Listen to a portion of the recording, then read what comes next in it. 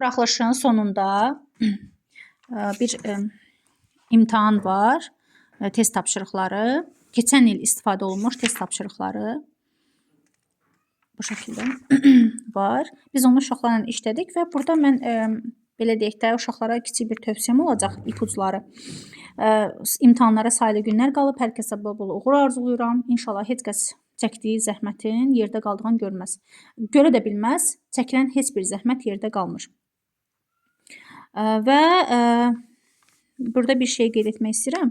Baxın, burada belə bir mətn var. Ümumiyyətcə, hər hansı bir mətn olsun. Mətni oxuduqdan sonra mətndə belə deyək də, məkan vizual insanlardırlar da. Bunlar mən özüm də eləyəm. Qələmlə qaralamağı, işləməyi və s. çox sevirəm. Gözümün qarşısında olsun. Məsəl üçün, həyəcanlı bir şəkildə sən burada, misal üçün, sözlərin mənaları deyir də, hansı sözün mənası kontekstə uyğundur. Bu arada, kontekst, yəni mətndəki mənası nəzərdə tutur.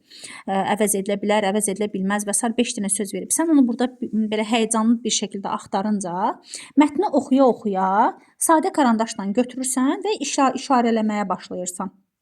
Görürsünüz, mətni oxuya-oxuya işarələmişəm və beləliklə mənim az vaxtım gedir. Hətta burada fərqli bir adam var. Burada qohumluqla bağlı sual var. Mən onu heç bilmirdim. Sadəcə fərqli bir ad kimi mən onu diqqət mərkəzində saxladım. Sonra bax, bunu xətt çəkmişəm ki, yəni nəzərimdə qalsın ki, bura bir nəsə əlavə etməliyəm. Sonra bax, buradan xətt çəkmişəm ki, burada nöqtələr var, nəsə əlavə edəcəm. Bu şəkildə sxemləşdirəndə mətni işləmək sizin üçün daha rahat olacaq.